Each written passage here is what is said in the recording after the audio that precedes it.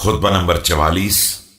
آپ علیہ السلام کا ارشاد گرامی اس موقع پر جب مسقلہ ابن حبیرہ شیبانی نے آپ علیہ السلام کے عامل سے بنی ناجیہ کے اسیر خرید کر آزاد کر دیے، اور جب حضرت علیہ السلام نے اس سے قیمت کا مطالبہ کیا تو بددیانتی کرتے ہوئے شام کی طرف فرار کر گیا۔ بسم اللہ الرحمن الرحیم۔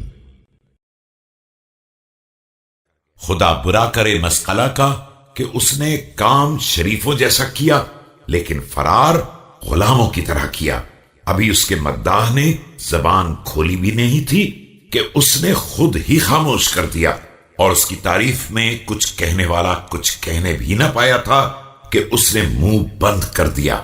اگر وہ یہیں ٹھہرا رہتا تو میں جس قدر ممکن ہوتا اس سے لے لیتا، اور باقی کے لیے اس کے مال کی زیادتی کا انتظار کرتا۔